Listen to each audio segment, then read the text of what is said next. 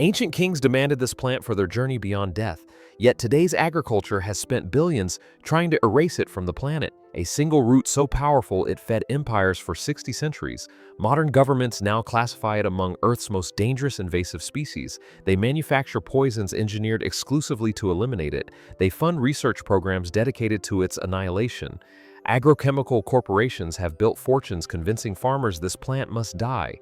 This organism generates more nutrition per square foot than your supermarket vegetables. It endures killing droughts. It flourishes where industrial crops collapse and starve. It demands zero synthetic chemicals, zero tilling, zero machinery, and that self-sufficiency is exactly why it had to be eliminated. This is the chronicle of the ancient superfood they redefined as your enemy. When archaeologists opened pre-dynastic Egyptian burial sites from the early 1900s, they discovered something that transformed nutritional history. Inside chambers sealed 6,000 years ago lay carefully preserved tubers positioned beside mummified remains. These weren't accidental inclusions. Scientific analysis proved deliberate selection, processing, preservation. Mummy autopsies revealed identical tubers inside digestive tracts, final meals before death. The living entombed them, believing these roots would nourish souls crossing into eternity. At Wadi Kubania near Aswan, researchers uncovered wild specimens carbon-dated to 16,000 BCE, 16 millennia, 8,000 years before agriculture itself existed. These represented wild harvests, proving Ice Age humans gathered this food when mammoths still roamed. By 5000 BCE, cultivation had elevated this plant into Egypt's top 3 foundational crops, ranking behind only emmer wheat and barley, not supplementary. Foundational to civilization itself.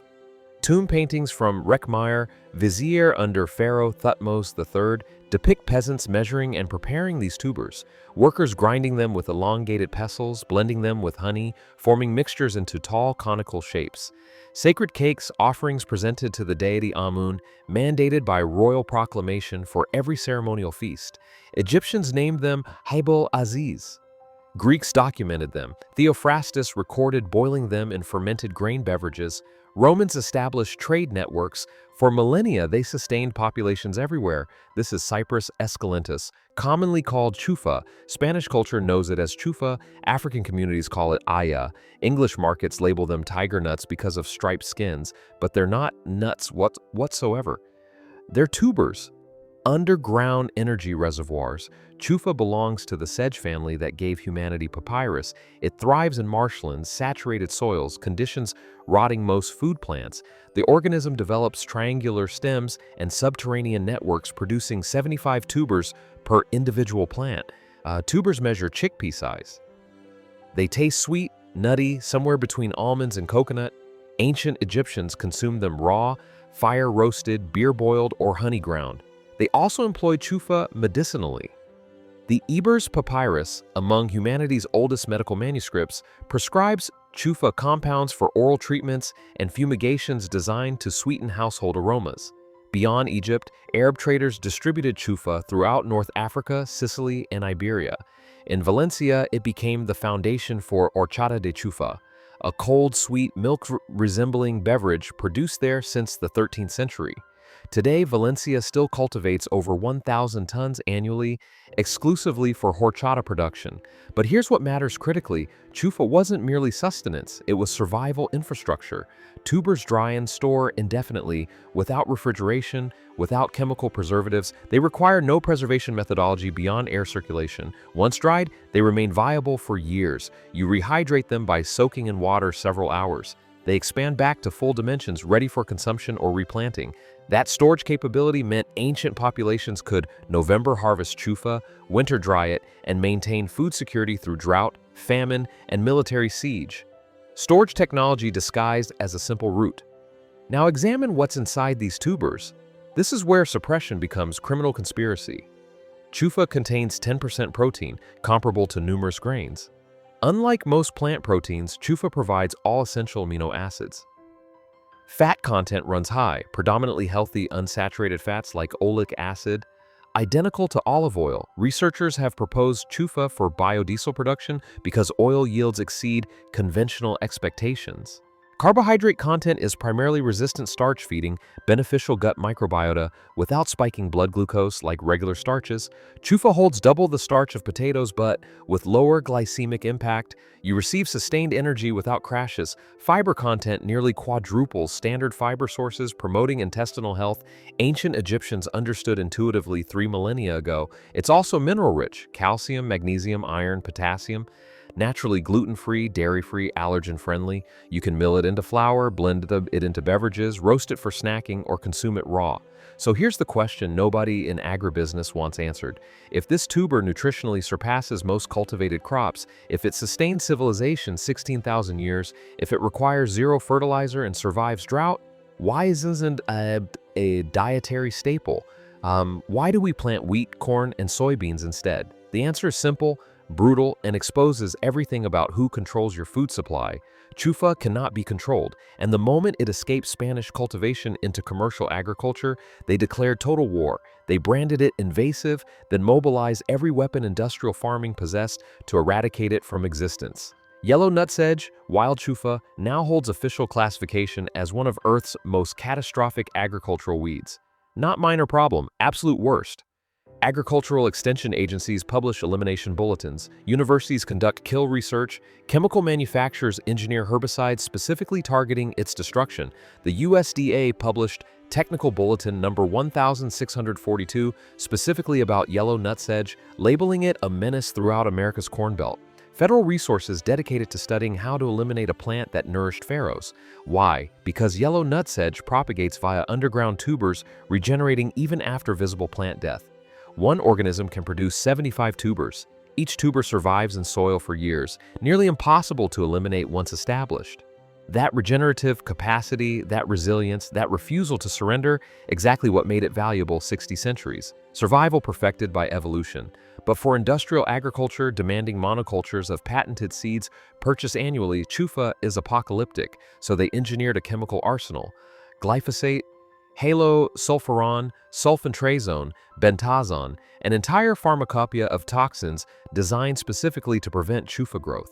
Research papers document the struggle. They admit single applications frequently fail. They recommend sequential treatments year after year, just achieving 90% control. That's the genuine threat. Not that Chufa competes with crops, that Chufa exposes how fragile industrial agriculture actually is. Our commodity crops require perfect conditions, constant inputs, chemical protection, massive infrastructure. Chufa requires none of that. It just grows and produces abundant nutrition without asking permission. In Spain, yields range 3 to 6 tons per acre. Compare wheat averaging 3 tons per acre with intensive chemical management. Even on degraded soils, wild Chufa yields hundreds of pounds, nutrient-dense food with zero inputs. And because tubers store indefinitely, there's zero waste. But here's what industrial agriculture cannot tolerate. You cannot patent Chufa. It's been cultivated 6,000 years. Public domain.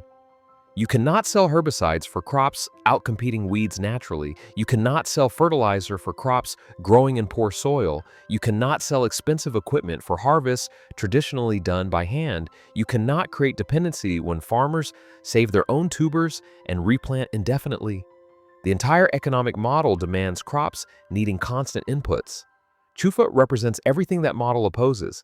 It's free, resilient, self-perpetuating. Therefore, it had to be classified as invasive, demonized, systematically poisoned. Extension bulletins warn yellow nutsedge becomes invasive without acknowledging invasive means successful. A plant thriving without help is exactly what sustainable agriculture should resemble. Instead, they teach farmers seeing abundance as problems requiring chemical solutions. And who profits from this? Chemical companies selling herbicides, seed companies selling patented varieties, fertilizer manufacturers, equipment manufacturers, they cannot profit from Chufa, so Chufa had to disappear. They convinced everyone it's worthless, a pest requiring poison, but knowledge never dies. In Valencia, Spain, Chufa cultivation continues. The regulating council protects horchata heritage representing 700 years unbroken tradition. In Africa, Hausa people still cultivate Chufa as food, trading it across Nigerian and Malian markets. Knowledge survived colonialism.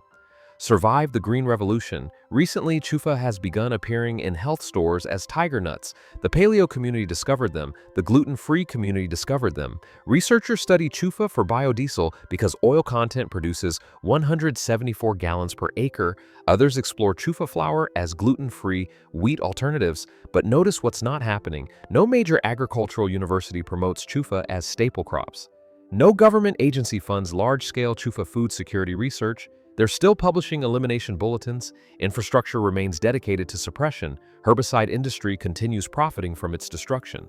The narrative remains unchanged. Chufa is invasive, not nourishment, a pest, not resource. But the plant survives, despite herbicides, despite propaganda, despite classification as Earth's worst weeds. Chufa still grows wherever conditions permit, still produces tubers, still offers identical nutrition that sustained Egyptian civilization. And knowledge survives. Every person learning the weed they've poisoned is actually food from pharaohs' tombs becomes harder to control. Every farmer discovering Chufa produces more nutrition per acre than wheat represents lost profit for chemical corporations. Every garden where Chufa thrives without inputs proves the industrial narrative is fabrication. They classified it invasive because they couldn't patent it. They created herbicides to kill it because they couldn't commodify it. They convinced everyone it's worthless because its value undermines their entire economic model. But 16,000 years of human history tells different truth. The story is simple. This plant feeds people abundantly, sustainably, without asking permission. And that's why they want you forgetting it exists. But you won't, because now you know. The pharaohs knew. Agricultural departments definitely know. Chufa is still here, still growing, still offering 60 centuries of nutrition to anyone willing to remember. If this opened something within you, subscribe to Nature Revival Hub and activate notifications. Every like and every share helps preserve this wisdom for future generations.